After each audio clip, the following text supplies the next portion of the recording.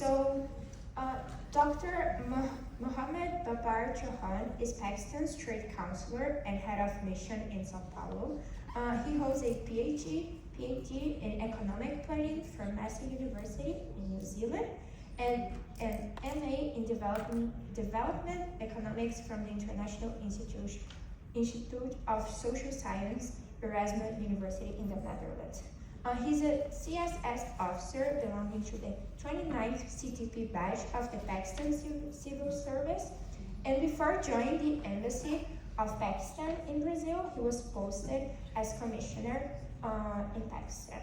He also writes for the Express Tribune regularly, and his research articles have been published in various international journals and conference proceedings. He's a seasoned civil servant with vast experience in the financial, administrative, and diplomatic affairs of Pakistan. So, please, Doctor.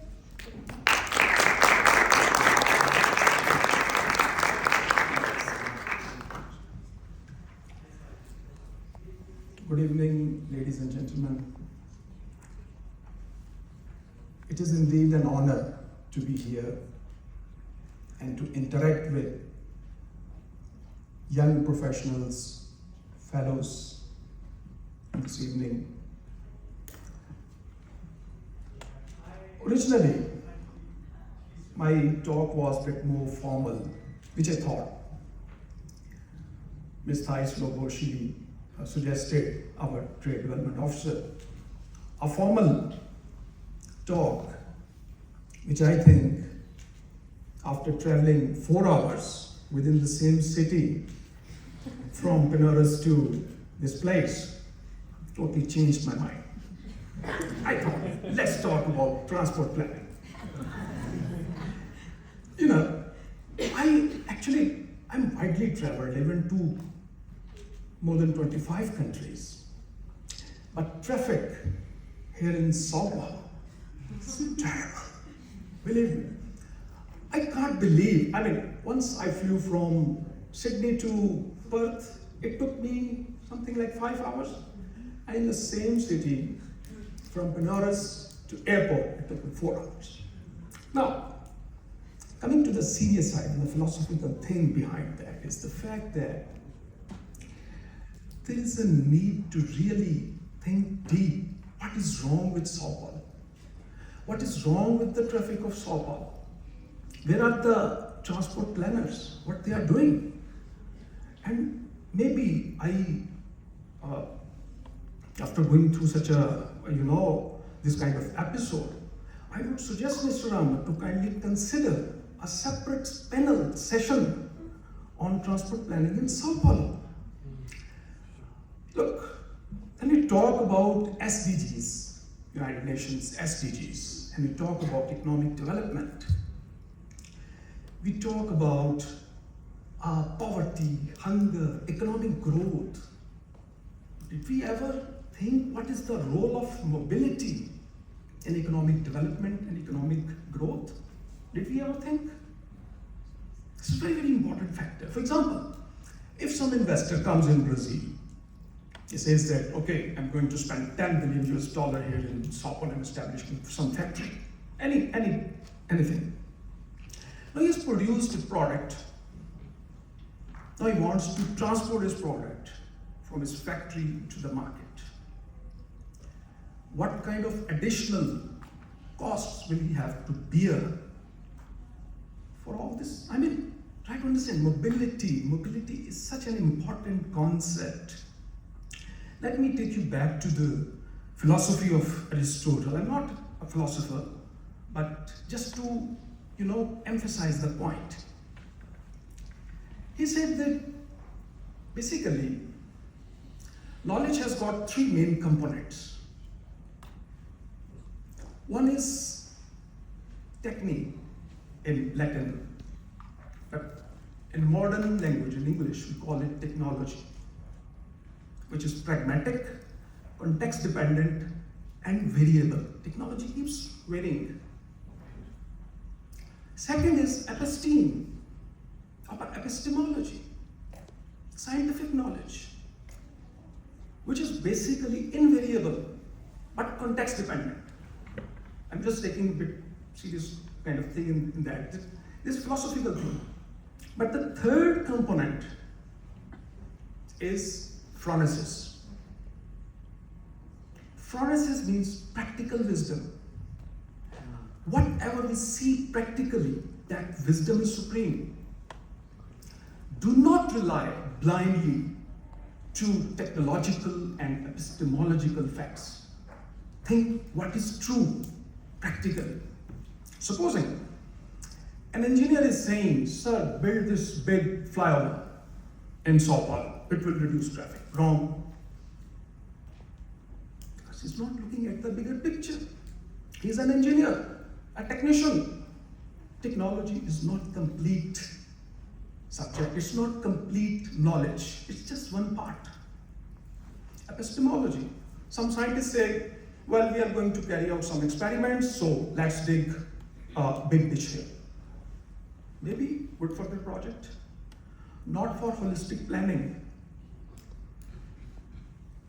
Third one is phronesis. Okay, we are having 2 lakh vehicles, supposing, I'm just giving a hypothetical figure, entering per day in São Paulo, supposing.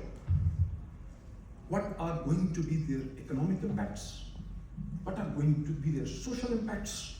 What are going to be their aesthetic impacts? What are going to be the political aspects and environmental aspects?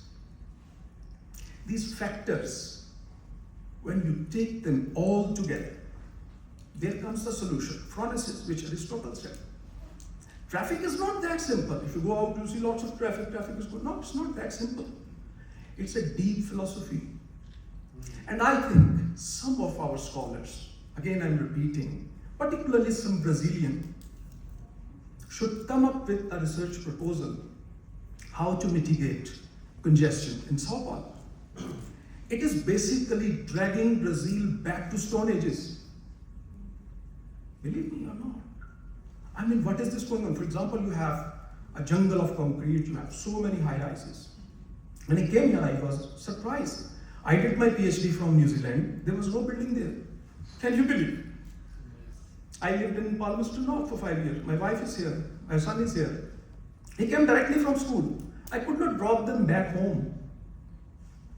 I took him from the school, my wife accompanied me, he came here.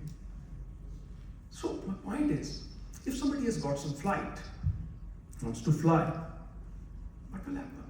It's a serious topic. Somebody will have to carry out necessary research in transport planning in Brazil. This is the point. Now, coming to little bit on short run and long run determinants of economic growth and connecting them with transport, how it works actually. Look, if we look into any economic growth model, say we talk about Solow model, Harrod-Domer model, any model, they talk about 3 or 4 main factors. Capital, you need to invest something.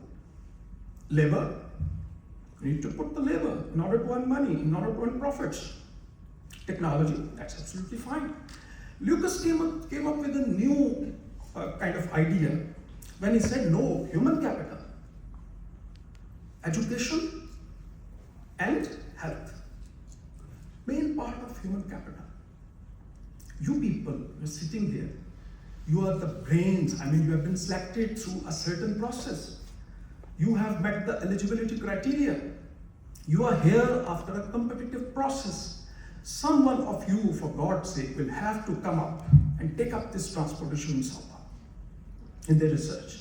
And I'm telling you, this, if you could solve this problem, I'm not saying that, I don't know if somebody come up with, he may win the Nobel Prize, I don't know, but I think that he deserves big accolades. My point is, when you talk about these 4 or 5 short-term factors that promote economic growth, as per Solow model and Harrod-Domer model, and then human capital, which I call the medium-term kind of measures. But these are traditional factors. When you study economic development in detail, let me recall one of the lectures of my professor, Professor Murshid, he took a very different stance. He said, no, capital is same in every country. You spend it in the United States or you spend it in Brazil. Dollar is a dollar. Labor. If somebody is putting labor here in São Paulo or in New York, the person is the same. Technology is the same. What is the difference? If we put same amount of capital in some country, it is developed. And same amount of capital in another country, it is not developed. What is this? What is the fundamental difference? Then he came up with the idea of long-run determinants of economic growth. Very, very important concept. He gave three, from the literature. He said, geography, very important concept. Where are you located actually? Geography is very, very important. For example, if a country is located on the ring of fire, like New Zealand, it has its own issues. And a country located far away from these volcanic activities has certain advantages for that. I said, okay, then the culture, second part. Culture is very, very important. What kind of culture? What do people think there? What kind of values do they carry? How they promote their businesses? It's very, very important. This culture is different, for example, in India and Pakistan. The same culture is different in São Paulo. How can same capital bring same results? No, because they are strong in some values, weak in some values. So culture is very, very important. Third point which Professor Murshid raised was institutions. Institutions. We should have strong institutions. Institutional capacity. And that's all the UN's SDGs is all about social transformation.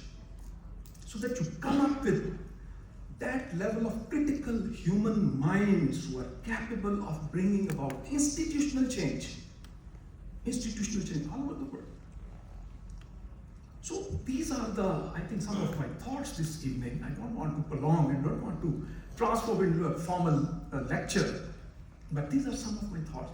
Transport planning, let me again emphasize, my friends, someone of us will have to take it up as a research proposal and come up with some robust results so that we could get a peaceful, from the traffic point of view, peaceful São Paulo. Thank you so much for your attention.